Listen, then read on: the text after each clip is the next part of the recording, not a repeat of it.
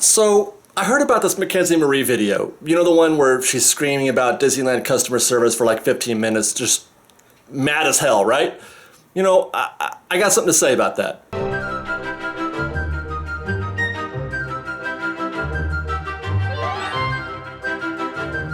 And before I begin, I just want to put it out there that I'm not directing this video, this response to Fresh Baked in particular. It's kind of an open letter, really, to anybody who's seen the Mackenzie Marie video or who has had a bad experience at Disneyland. So it was recently brought to my attention that a moderately successful vlogger out there named Mackenzie Marie went to Disneyland, had a bad experience, and put up a 15-minute video about how awful Disneyland CM's, well, actually I shouldn't say Disneyland CM's, ACM had treated her and how upset she was about that. And I was asked to give my opinion. Now let me start off by saying that I love Disneyland CMs. I think that they are the finest people on earth. They are the chosen ones, in my opinion. I love them more than I could possibly express in these few seconds, and I will never, ever turn my back on them. As such, when I was first asked to comment about it, just in our, one of our video comments, I just said, I don't want to talk about it because I don't want to give whatever, I hadn't even seen the video. I didn't want to talk about it. I didn't want to give any possible weight to what this young lady had to say about Disneyland CMs because I just know whatever possible negative you could have to say about Disneyland CMs couldn't be accurate. It couldn't be true. I don't believe that to be possible. But the more I thought about it, the more I felt like I wanted to stand up for them. I wanted to give them equal time because who's going to speak to them? This person it's a one-sided conversation she's having with you, and I want to tell you my thoughts on her experience. Keep in mind, hers is the only point of view we're getting, and it's an edited one at that. The video that she took on scene, she's not showing you all of that video. She's only clipping out the parts that she wants you to see. So, in interest of being fair. And so, okay, so let me quickly sum up in case you haven't seen the video. And I actually, I don't want to even, I feel bad about doing this now because I don't want anybody to go and search the video because it's probably getting already too much attention.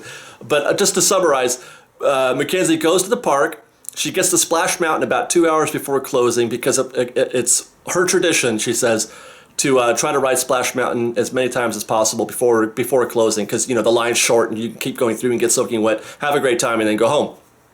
As she's almost ready to get into her log or whatever you call those things, and the ride breaks down. And according to her, it's down for an hour without a single peep from any cast members. As a matter of fact, you can't even see them. They're gone. She said you could just run amok inside there. First of all, I don't believe that they would go an hour without saying anything to you. I don't believe that is even remotely possible.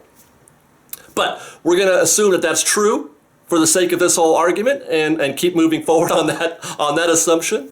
And under the normal course of business, the CM offers her a fast pass and she says, well, why are you giving me one? Is the ride going to come back up? CM says, no, probably not. And she says, well, why are you giving me one? She says, well, it's for any ride in the park. You can use it anywhere, anytime. And to which she says, and I don't know if she doesn't say this on camera in terms of the film that she took at the park, but she said, I didn't want to ride anything else. I only wanted to ride Splash Mountain. It's my last ride of the day. Then later on in her story, she says that she does want the fast pass. And then the CM says, well, you said you didn't want one. And that's when she really blows her mind. I mean, she just flips out about that because she says that at that point, the Disneyland CM is treating her badly. She's calling her a liar. That kind of thing. And she gets even more irate, wants to speak to management of all things. Management? What? By the way, she's not lying to you. She's giving it back to you. She's taking your negative energy and sending it back, return to sender. And I'm not even saying that Rebecca or the CMs were in the right. They could have handled it better. I don't often see them, actually saying to the person, you're being rude, like she did. They probably could have handled it better, but I understand it. I get it.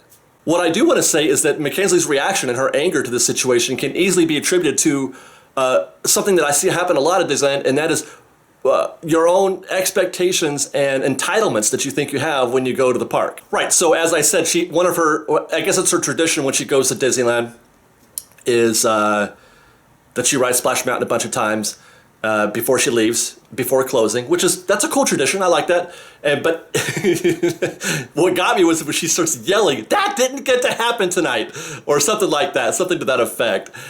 And that right there, that's everything to me. That explains it all. So the truth is, Mackenzie, is that happens every night. That happens every single night to hundreds, if not thousands of guests on a daily basis. Rides break down. Your best laid plans are not going to work out for you. They just aren't. Rides break down all the time, every day. There's always at least one ride that's gone for the entire day even. Very often I hear people planning trips, months and weeks in advance or whatever. And they're just totally brokenhearted that Pirates isn't open or Haunted Mansion or what have you. That's just how it is. That happens every single day. And the day you go to the park and you say, I have to do this thing or I'm not going to be happy, is the day you're not going to be happy, because it's going to happen to you every single time. It will. The minute you feel like you are entitled to a certain kind of experience at Disneyland is the minute that you will be let down. And not because anything that Disneyland did or a CM did, but that's how it is at the park. It's a big park. It's impossibly difficult to run. Things go wrong. I like to break it down like this. Your job as a guest at Disneyland is to spend $100 or more for a ticket, spend way too much money on food and souvenirs if that is your wish, and then to have the best day of your life if you let it. You have to let Disneyland happen to you. You cannot impose your will on Disneyland. I have said that over and over since the very beginning. That has been my message to anybody who wants to jump on the Fresh Baked bandwagon, is to experience Disneyland. Let it happen to you. Let it affect you. Let it soak it in, as opposed to trying to be like marshal yourself around the park and check off things on a list of things that you have to do. To me, that's just the complete opposite of what's intended. Disneyland is an experience, not something that you do, right? You don't do Disneyland. Disneyland, well, it happens to you. That's what I'm trying to say. So your job is to spend that money and let the nicest people in the world treat you nicer and better than anyone will ever treat you. Okay, that's a promise. Now try to imagine in comparison how impossibly difficult it is for a CM to make 80,000 people, all of them, happy every single day. Each and every cast member experience you have on a single Disneyland visit, each interaction with that cast member has a possibility to either be a success or a failure, right? Because you're gonna rate your experience on how well that person treats you, because an attraction, working or not running, that's inanimate and you can't do anything about that. So you're already when you're angry, if a ride is closed, you're angry not at the attraction, you're angry at Disneyland, the people, because it didn't work for you, right? So every time you interact with a cast member, that's an opportunity for them to either enrich your day or to have it fail, right? Having said that, and by the way, they absolutely, positively, 100% want to do that for you. They want to make you happy. They're doing this for you. But you have to concede, right, that it's impossible to bat 1,000. You can't go 100%. On a long enough timeline, somebody's having a bad day in there, right? And you're going to have a bad experience. Nobody's that good, but they do try. Oh boy, do they try. Do they ever try? And here's the kicker. They do it for $10 an hour. And I want you to kind of, let that sink in a second, because I want to ask you, what would you do for $10 an hour? What would you be willing to put up with for $10 an hour?